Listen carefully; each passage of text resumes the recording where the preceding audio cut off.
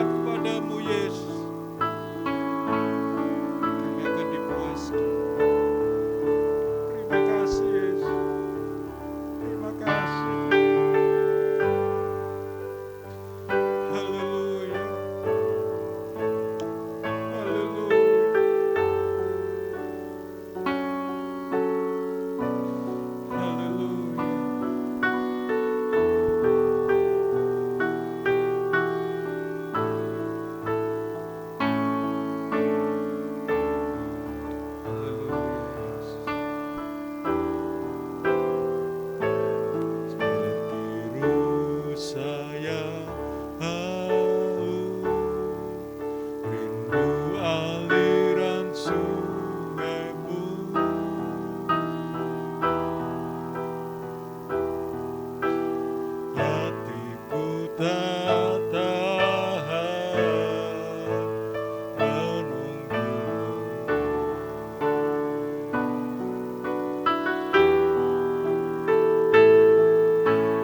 Bagai padang gersang menanti datangnya hujan,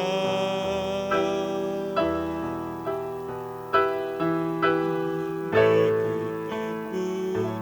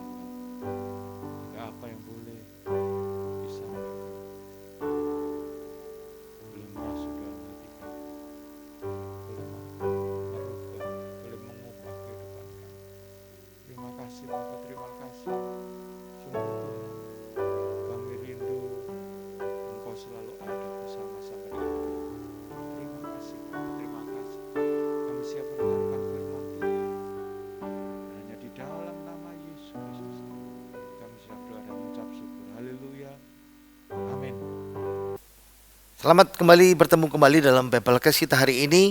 Kita sudah sampai ulangan seri yang ke-62 ya. Latar belakang kitab ini, bangsa ini telah dipilih oleh Tuhan, ditebus dari Mesir dengan kemah tabernakel yang lengkap dan diinstruksikan dalam waktu 1 bulan untuk hidup dalam kesucian dan dipersiapkan untuk memasuki tanah perjanjian setelah melewati 40 tahun di padang gurun. Jadi Musa akan meninggal sebelum orang Israel masuk ke tanah perjanjian, dan kitab ulangan ini mencatat kata-kata terakhir Musa, dan pendengarnya adalah generasi baru ya, yang bukan keluar dari Mesir, tapi generasi baru yang 20 tahun ke atas, mereka yang masuk dan mendengar khotbah Musa.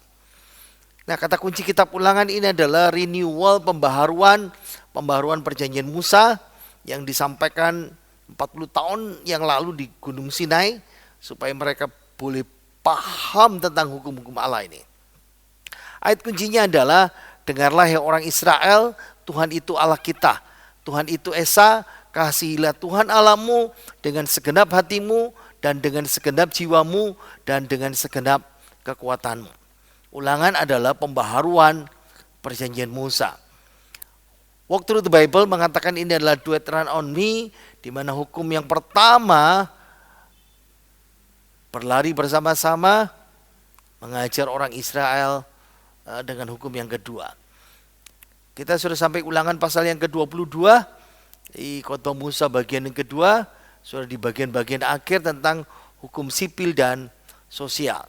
Nah, hukum sipil dan sosial itu hari ini kita masuk dalam bagian aneka ragam hukum, dan hukum ini adalah hari ini spesial kita belajar dari pasal 22 ayat 13 sampai 30 tentang hukum pelanggaran pernikahan. Ya. Oke. Karena ini ada beberapa bagian, saya ambil penjelasan teologisnya dan penerapannya langsung ya. Oke. Kita akan baca. Apabila seseorang mengambil istri dan setelah menghampiri perempuan itu menjadi benci kepadanya, menuduhkan kepadanya perbuatan yang kurang senonoh dan membusukkan namanya dengan berkata, perempuan ini kuambil menjadi istriku, tetapi ketika ia kuhampiri tidak kudapati padanya tanda-tanda keperawanan. Maka haruslah ayah dan ibu gadis itu memperhatikan tanda-tanda keperawanan gadis itu kepada para tua-tua di kota di pintu gerbang, dan ayah si gadis haruslah berkata kepada para tua-tua itu, aku telah memberikan anakku kepada laki-laki ini menjadi istrinya, lalu ia menjadi benci kepadanya. Dan ketahuilah ia menuduhkan perbuatan yang kurang senonoh dengan berkata, tidak kudapati tanda-tanda keperawanan pada anakmu, tetapi inilah tanda-tanda keperawanan anakku itu. Lalu haruslah mereka membentangkan kain itu di depan para tua-tua kota. Maka haruslah para tua-tua kota itu mengambil laki-laki itu, menghajar dia, mendenda dia 100 sikal perak, dan memberikan perak itu kepada ayah si gadis, karena laki-laki itu telah membusukkan nama seorang perempuan Israel. Perempuan itu haruslah tetap menjadi istrinya selama hidupnya, tidak boleh laki-laki itu menyuruh dia pergi. Tetapi jika tuduhan itu benar dan tidak didapati bahwa tanda-tanda keperawanan pada si gadis, maka haruslah si gadis dibawa keluar ke depan pintu rumah ayahnya, dan orang-orang sekotanya haruslah melempari dia dengan batu sehingga mati, sebab dia telah menodai orang Israel dengan bersundal di rumah ayahnya. Demikianlah harus kau hapuskan yang jahat itu dari tengah-tengahmu. Selesai. Cukup panjang ya. Nah, kisah-kisah seperti ini ditulis dalam BBC. Saudara lihat ya, malam pertama kisah pernikahan para perempuan yang hancur karena dianggap tidak perawan. Ini kisah yang ada di Arab, di mana para perempuan harus menjaga keperawanan mereka sampai menikah, dan konsekuensi yang berat terjadi jika bermasalah. Nah, ini berita di Indonesia sekarang. Ini survei Durex, merek kondom ya, terhadap 500 remaja di 5 kota besar Indonesia, Jakarta, Bandung, Surabaya, Medan, Yogyakarta. Dan ternyata 33% remaja di kota besar Indonesia, yang 5 kota besar itu, mereka sudah tidak perawan. Nah, Di antara dari 33% ini, 58% diantaranya sudah melakukan bahkan di umur 18 sampai umur 20. Wow. Ingat ya, itu sebabnya hukum ini berbicara kepada kita semuanya. Nah, hukum yang pertama ini membicarakan tentang kemurnian seksual, tentang keperawanan, keperjakaan, sama saja ya. Nah, undang-undang ini dimaksudkan untuk menegakkan kemurnian sosial pranikah dan untuk mendorong orang tua untuk menanamkan dalam diri anak-anak mereka nilai kemurnian seksual. Nah, kalau saudara masih ingat khotbah kemarin minggu, itu Tuhan menghendaki kita sama seperti itu. Saya kasih kisahnya pemain NBA basketball gitu ya. Oke, akan tetapi undang-undang ini, hukum ini mungkin disalahgunakan. Nah, ada suami yang tidak bermoral, yang bermaksud jahat, yang penting menikahi, dia cari untung. Apa alasannya? Ya ini tadi tuh, mencari keuntungan seksual. Jadi dengan tipu dayanya menikahi karena dia mengambil keuntungan seksual saja, lalu berkata istriku tidak perawan lagi, atau mencari keuntungan ekonomis. Sudah dapat seorang gadis mungkin menikah dan sudah mendapatkan keperawanannya, lalu menuduh dia tidak perawan, uang maharnya diambil kembali yang sudah dibayar kepada mertuanya itu. Nah, ini solusi hukum perlindungan untuk wanita kalau ada suami model-model ginian yang menuduh sembarangan istrinya tidak perawan sesudah mereka menikah. Makanya dalam perjanjian lama ini orang tuanya wajib menunjukkan bukti keperawanannya. Apa itu? Saudara lihat ya, kanopi ini khupah. Nah, dulu ada beberapa orang yang memakai ini sebagai spray ya di malam pertama untuk menyimpan bahwa ini bukti darah keperawanan dalam budaya perkawinan Israel. Nah, ini yang ditunjukkan ya. Nah, buktinya kain bisa seperti khupah itu atau kain spray apa kain apa saja biasanya ya dalam malam pernikahan. Dan catatan dari berbagai budaya di Timur Dekat kuno menunjukkan bahwa bukti ini harus dipublikasikan kepada umum. Ya, jadi kalau orang tua dari sang gadis itu bisa membuktikan, maka suami yang punya maksud jahat itu dia dapat 3 konsekuensi karena tuduhan palsu itu ya. Yang pertama, secara fisik dia dihukum. Apa hukumannya? Dicambuk. Biasanya ingat ya, orang Israel mencambuk 40 kali, tapi karena angka 40 itu sempurna, jadi mesti dikurangi 1. 40 kurang 1 pukulan atau 39. Hukuman kedua finansial. Dia mau cari untung tapi buntung ya, didenda 100 sikal. Kenapa 100 sikal? Karena umumnya mahar itu 50 sikal. Jadi kalau dia menipu dengan cara seperti ini, mau cari untung seperti ini, dendanya 2 kali lipat. Selain dihukum fisik, dihukum secara finansial ya. Nah, aturan saya seperti saya katakan tadi itu ya, normalnya 50 sikal dan uangnya dikasih sama siapa? Diberikan kepada mertua, prianya, papa mertuanya atau mama mertuanya kalau tidak punya, karena dia melakukan pencemaran nama baik. Saya mau tunjukkan suatu kisah dari perjanjian baru yang berhubungan dengan uang mahar ini ya. Nah, kalau saudara pernah dengar perempuan Tuhan Yesus, atau perempuan manakah yang mempunyai 10 dirham? Lihat, ini uang dirhamnya. Ini uang dirhamnya ya. Uang dirham yang dipatri menjadi hiasan di kepalanya. Dan jika kehilangan salah satu, nah makanya 1 dirhamnya hilang, dia cari, nah dekadrachmas atau 10 koin perak atau 10 dirham. Dalam bahasa Indonesia ya, hanya cuma sekali dalam perumpamaan ini dalam perjanjian baru disebut 3 kali. Ya, jadi kalau mau tanya 1 dirham itu 50 nilainya sama seperti satu dinar. UMR, kalau di Indonesia, di Surabaya berapa? 4 juta berapa ya? Ya, saudara bisa bagilah kira-kira. Mungkin berapa? Pada 4 juta 200 dibagi 30 hari mungkin seperti itu. Nah ini 4 juta 300 ya 140 ribu ya. Nah, uang logam lebih sulit dicari di Palestina. Ingat, ini 2000 tahun yang lalu. Ini kisah tentang 10 dirham yang hilang. Tapi mundur lagi 1400 lagi mundur lagi. Berarti 3400 tahun sebelumnya. Jadi zaman dulu orang belanja biasanya ya bawa barang barter ya. Nah, seperti gambar mosaik kuno di Seporisi Israel ini seperti. Nah, 10 dirham itu kemungkinan hasil menabungnya, asetnya dia selama bertahun-tahun sedikit, betul, memang wanita ini sangat miskin. Nah, dalam budaya timur dekat kuno, 10 dirham itu simbol status. Nah, mas kawinnya. Jadi papanya memberikan bagian dia mas kawinnya kepada dia.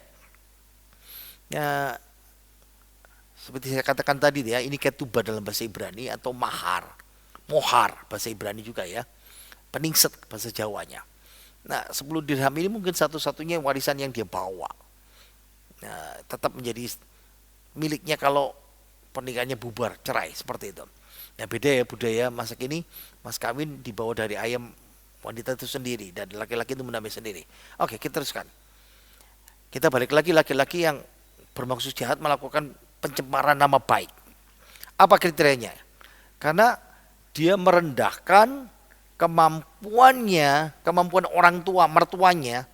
Ingat ya, laki-laki yang bermaksud jahat mengambil keuntungan dengan setelah menikah lalu menuduh istrinya tidak perawan, itu sama seperti mencemarkan nama baik mertuanya yang tidak mampu untuk meneruskan prinsip-prinsip moral, nilai-nilai Tuhan tentang tanggung jawab kemudian sosial. Dan juga mencemarkan nama baik istrinya ya, jelas ya. Nah, makanya ingat tadi itu 3 konsekuensi. Konsekuensi pertama fisik, dia dicambuk, hukum.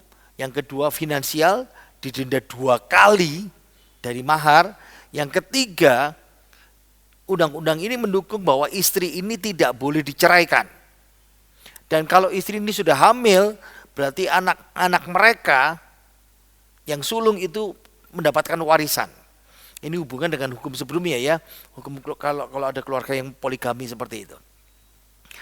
Jadi undang-undang ini pun adil. Nah, sebaliknya, kalau memang tuduhan sang suami betul, ya, sang perempuan ini mungkin nakal dan orang tuanya tidak bisa menunjukkan bukti, maka konsekuensinya adalah istrinya harus dilempari. Hukumannya, istrinya harus dilempari dengan batu di depan pintu rumah ayahnya. Dan hukuman ini masih berlaku ya sampai sekarang di beberapa negara Arab dan negara provinsi di Indonesia yang di Aceh yang menerapkan syariat itu. Kenapa 4 alasan dihukum rajam? Karena ini dosa persinahan dan ini kebohongan publik kepada calon suami, ada konspirasi dugaan ya bahwa sang mertua kong kali kong dengan anaknya untuk menipu suaminya, dan ini dosa ketidaktaatan anak kepada orang tua dalam kasus kalau misalnya orang tuanya nggak tahu bahwa ini kesalahan anaknya seperti itu. Dan ini kejahatan ini harus dibersihkan dari bangsa Israel seperti itu. Oke, penerapannya buat anak-anak muda ya, anak-anak yang belum menikah, dengarkan baik-baik. Ini ada buku Josh McDowell, Why Wait? Kenapa harus menunggu? Why you need to know about the teen sexuality crisis. Apa yang harus kita ketahui tentang remaja-remaja di dalam situasi krisisnya ya, dalam seks itu. Jadi buku ini mengajarkan supaya anak-anak youth yang belum menikah tidak melakukan hubungan seks sebelum pernikahan. Kenapa? Karena itu bangun karaktermu. Jadi tiap kali ada godaan dan kamu menang, berarti next time godaan yang lain lagi kamu bisa menang. Yang kedua, menunggu itu berarti kamu tidak punya risiko penyakit menular.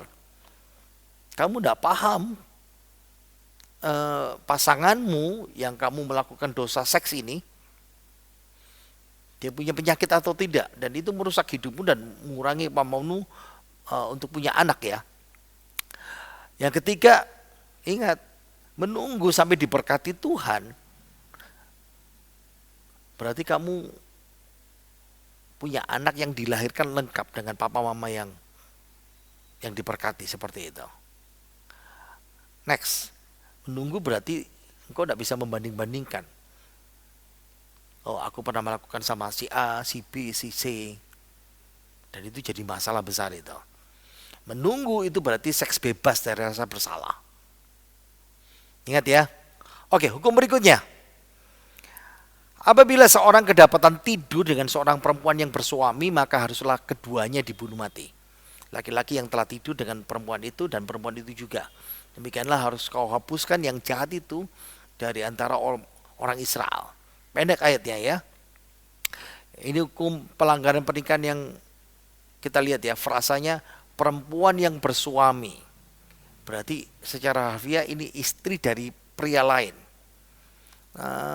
Ada istilah Ibrani pakai kata Baal. Suami itu dipakai kata Baal dalam bahasa Ibrani. Baal itu artinya tuan. Bisa tuan, bisa suami.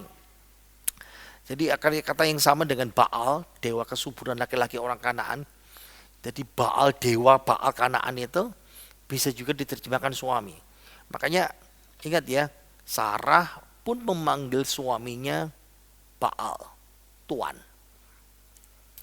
Nah, jadi suami itu adalah Baal atau tuan atas rumahnya, atas istrinya dan anaknya. Pengertian secara hukum ini bahwa istrinya dan anaknya itu milik dia. Makanya kalau sudah melihat ketika ada orang yang melakukan hubungan seks dengan pria wanita yang bersuami, berarti ingat, dia adalah hak milik suaminya. Jadi ini hukum pernikahan yang kedua, ketidaksetiaan seksual dalam pernikahan. Jadi hukumannya sama, hukuman mati. Jadi macam-macam ya. Hukuman matinya seperti apa? Nah, biasanya kalau di Mesopotamia, di luar Israel ya, pasangan berzina itu biasanya diikat lalu dibuang ke dalam air sampai mati. Itu kode Hammurabi, hukum 129. Di masa perjanjian baru, pasangan berzina itu harus dirajam. Dan ingat ya, ini yang dilakukan orang-orang pemimpin agama mencobai Tuhan Yesus. Ada ke perempuan yang kedapatan berzina.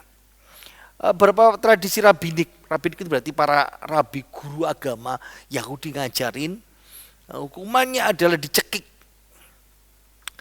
sama seperti di Cina ya di masa lalu, atau di Hawaii. Oke, lihat ya, keduanya pelaku dan keduanya berarti pelaku ya, suami istri ya, bukan laki dan perempuan itu. Jadi para rabi mengatakan bahwa kalau wanita itu hamil, anaknya turut dihukum. Ya jelas sekali ya, kalau mamanya dihukum mati, jelas anaknya di dalam rahim itu mati ya. Oke, jadi prinsip hukum mati ini membuktikan bahwa keseriusan dosa perzinahan itu dalam kitab Ulangan. Hukum yang berikutnya, apabila ada seorang gadis yang masih perawan dan yang sudah bertunangan, jika seorang laki-laki bertemu dengan dia di kota dan tidur dengan dia, maka haruslah mereka keduanya kamu bawa keluar ke pintu gerbang kota dan kamu lempari dengan batu sehingga mati. Gadis itu walaupun di kota, ia tidak berteriak-teriak, dan laki-laki itu karena ia telah memperkosa istri sesamanya manusia, demikianlah harus kau hapuskan yang jahat itu dari tengah-tengahmu. Oke, ini hukum pelanggaran pernikahan yang ketiga apa? Pemerkosaan. Pemerkosaan gadis-gadis yang belum menikah dengan status sudah bertunangan. Ingat ya, istilah bertunangan di Israel itu sama seperti dengan menikah, mengikat. Jadi pertunangan itu sama seperti di Indonesia ya, itu satu langkah lagi mau menuju pernikahan. Berarti wanita ini sah menjadi milik seperti Maria dan Yusuf ya. keduanya sudah bertunangan, cuman minus melakukan hubungan seks. Nah, kalau terjadi pelanggaran pernikahan seperti ini, pemerkosaan ini hukumannya adalah hukuman mati. Jadi sang pemerkosa dirajam batu sampai mati. Oke, jadi hukuman ini berlaku juga kalau gadis itu, sang pelaku, saya bilang pelaku karena suka sama suka. Dan itu dikatakan dilakukan di dalam kota. Frasanya jelas ya. Kenapa suka sama suka? Karena walaupun di dalam kota, sang gadis tidak berteriak-teriak. Jadi sang gadis itu terlibat dalam dosa perzinahan, bukan lagi kasus perkosaan. Dan itu sebabnya di masa perjanjian baru, ingat cerita tadi itu ya, pemimpin Yahudi dia bawa wanita yang kedapatan berzina, perzinahan terjadi dalam kota, tapi yang dibawa cuma perempuan. Yang laki nggak dibawa pasangannya. Kenapa? Karena tujuan mereka jelas, mereka ingin menjatuhkan kredibilitas Tuhan Yesus. Jadi saudara bisa membayangkan ya dilemanya Tuhan Yesus. Apa hukum kita bilang? Hukum rajam, mati. Selesai perempuan itu mati, Yesus disalahkan. Kenapa tidak bawa laki? Wah, itu kerennya Tuhan Yesus ya. Hukum berikutnya. Tetapi jika di padang laki-laki itu bertemu dengan gadis yang telah bertunangan itu, memaksa gadis itu tidur dengan dia, kasus perkosaan itu, maka hanyalah laki-laki yang tidur dengan gadis itu yang harus mati. Tetapi gadis itu janganlah kau apa-apakan, gadis itu tidak ada dosanya yang sepadan dengan hukuman mati. Sebab perkara ini sama dengan perkara seorang yang menyerang sesama manusia dan membunuhnya. Sebab laki-laki itu bertemu dengan dia di padang, walaupun gadis yang bertunangan itu berteriak-teriak, tetapi tidak ada yang datang menolongnya. Jadi ini kasus yang di padang jelas sekali ya, bukan di kota, tapi di luar kota. Situasinya bahwa gadis itu memang diperkosa, tidak ada saksi, berteriak-teriak tidak ada yang mendengar, dan gadis itu tidak sepadan kalau dia dihukum mati karena dia tidak berdosa, itu seperti itu. Nah, aplikasinya lihat ya, korban pemerkosaan akan alami trauma ganda kalau dinikahi sang pelaku. Kenapa? Ada berita baru ya 1-2 bulan ini, kasus anak pejabat Bekasi tersangka kasus pemerkosaan, pelakunya umur 21 yang diperkosa wanita umur 15. Dan mereka kasih solusi, dinikahkan saja seperti itu. Ingat ya, hindari solusi sesat ini. Ini bahaya usulan di masa kini. Kenapa? Gadisnya umur 15 tahun. Diperkosa. Kalau dipaksa menikah, traumanya ganda itu. Secara psikologis sang korban pasti tersiksa karena trauma ditambah dipaksa. Korban dapat trauma ganda ya. Ini contoh lain, ya sudah untuk predator-predator pemangsa lain. Sudah memperkosa, nanti kita disuruh kawinin. Dan mereka incar wanita-wanita yang mereka sukai, lalu diperkosa, nanti disuruh menikah. Nah, korban harus bimbing dan dapat perlindungan hukum. Karena kadang-kadang korban itu disalahkan dan dipaksa, dikasih solusi paksa seperti ini. Itu iming-iming pernikahan itu bentuk perendahan terhadap perempuan. Dan ingat, tidak ada jaminan buat sang korban. Kecuali kasusnya seperti ini. Apabila seorang bertemu dengan seorang gadis yang masih perawan dan belum bertunangan, memaksa gadis itu tidur dengan dia dan keduanya kedapatan, maka haruslah laki-laki yang sudah tidur dengan gadis itu memberikan 50 sikal perak kepada sang gadis itu, mahar, dan gadis itu haruslah menjadi istrinya, sebab laki-laki itu telah memperkosa dia. Ini syaratnya, selama hidupnya tidak boleh laki-laki itu menyuruh dia pergi bercerai. Jelas ya, hukum pernikahan, pelanggaran pernikahan yang keempat adalah kasus pemerkosaan gadis yang belum menikah dengan status belum bertunangan. Hukumannya bukan hukum mati tapi dipaksa menikah. Ini syaratnya dengan syarat ketat. Apa syaratnya? Bayar mahar seperti saya katakan tadi itu, hukum moral dan masyarakat, dia kehilangan hak cerai. Tidak boleh menceraikan sang gadis sampai mati. Bentuknya permanen ya. Jadi karena kehormatan gadis dan sang korban dan anaknya harus dijaga ya. Ini undang-undang perlindungan Allah yang berfungsi sebagai pencegah. Wow, nggak boleh bercerai. Harus tinggal selama seumur hidupnya. Pasti berpikir panjang seperti itu. Dan undang-undang pernikahan, perlindungan dan pencegahan ini mengingat usia dini di mana biasanya gadis Yahudi terlibat dalam korban merujuk pada apa? Pelecehan anak, penyalahgunaan keluarga miskin, dan perjanjian Musa adalah di sini ya, dalam pelanggaran pernikahan ini melindungi keluarga miskin. Nanti saya kasih contoh ya, next berikut ini. Yang kurang beruntung kenapa? Karena kadang-kadang sudah miskin jadi korban pemerkosaan, tambah menderita lagi. Ini contohnya. India menghadapi pemerkosaan. Ingat ya, India itu menerapkan derajat dan jenjang. Dan ingat, kelompok yang paling bawah itu Dalit. Ya, kelompok Dalit itu adalah kelompok yang paling tertindas di dunia. Kata penulis Castle Matters, Dr. Surat yang D, ingat ya, seorang perempuan Dalit berkata, kami korban kekerasan karena kami miskin, dari kasta yang paling rendah dari perempuan dan sering direndahkan. Wow, ini yang terjadi di India. Tidak ada yang membantu, tidak ada yang membuka suara, dan kami menghadapi banyak kekerasan. Itu sebabnya kenapa Tuhan mengajarkan hukum yang seperti ini ya. Hukum yang berikutnya. Seorang laki-laki janganlah mengambil istri ayahnya dan jangan menyingkap puncak kain ayahnya.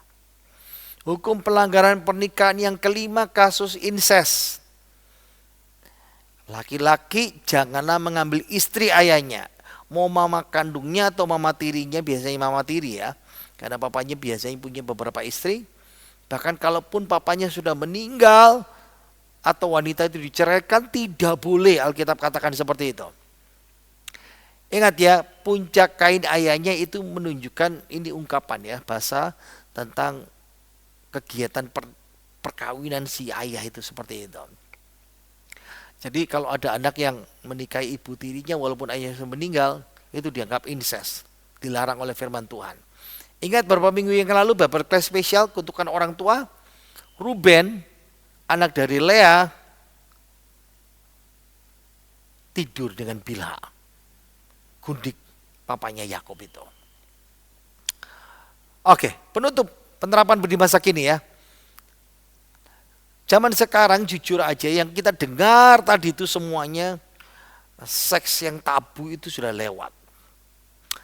Zaman sekarang dari kota besar sampai kota desa terpencil, youth ya, di Indonesia, di dunia, bahkan di kalangan gereja, seks itu jadi hal yang biasa. Dulu mentabukan, tapi sekarang orang menganggap seks itu sebagai sesuatu yang biasa. Makanan dan pakaian seperti itu. Ingat ya, Alkitab tidak berubah menganggap bahwa seksualitas itu sakral, suci. Ingat ya, Alkitab tidak bilang seks itu tabu atau boleh diperlakukan seenaknya, tapi tidak bisa dilepaskan dari bagian hidup manusia. Setiap kali Alkitab itu menuliskan dengan kalimat positif ya, seksual. Ingat ya, seks itu diciptakan Allah. Allah menciptakan laki-laki dan perempuan. Seks itu kudus, ciptaan Tuhan. Tapi dosa merusakkan semuanya itu.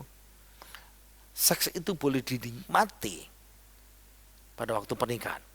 Nah kalau di luar pernikahan, seksualitas menurut Alkitab tidak boleh dipermainkan seperti ini. Jadi pahami ya, walaupun kita sudah hidup dalam dunia modern, kehidupan modern yang tidak menghargai seksual, atau tidak mau nahan atau mengumbar seenaknya di pernikahan yang didirikan oleh Allah. Ingat, pernikahan adalah lembaga yang didirikan Allah sendiri. Dan itu sebabnya sebagai orang percaya kita dipanggil Allah untuk menjadi teladan. Jadi secara pribadi kita dipanggil, secara keluarga kita dipanggil, secara lembaga gereja kita dipanggil. Hormati pernikahan. Jangan mencemarkan tempat tidur. Ingat, Allah kepingin, kehendak Allah adalah kita kudus dalam segala aspek kehidupan kita, termasuk seks. Kita dipanggil untuk menghayati seksual yang indah, kudus, mengikuti aturan Tuhan. Mari kita berdoa. Bapa kami dalam sorga, terima kasih Engkau sudah memberkati kami, Engkau sudah menolong kami, dan kami sudah belajar kebenaran firman-Mu dalam Biblecast spesial hari ini.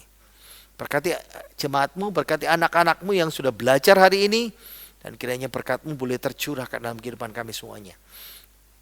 Anak-anak muda, suami istri, orang-orang percaya, orang Kristen, menghormati seks dan pernikahan yang Tuhan sudah berikan sebagai berkat yang indah dalam kehidupan kami. Mari kita buka tangan kita mau terima berkat dari Tuhan kita Yesus sendiri. Kiranya rahmat sejahtera dari Allah Bapa kita dan kasih sayang pada Tuhan Yesus Kristus dan bersama Roh Kudus menyertai kita sekarang sampai selama-lamanya. Terimalah berkat melimpah rohani jasmani. Berkatilah kesehatan kita, kehidupan kita, kebutuhan kita, rumah tangga kita, anak cucu menantu kita. Dan di dalam nama Tuhan Yesus semua yang percaya berkata, amin. Terima kasih, Tuhan berkati. Jangan lupa berikan persembahan.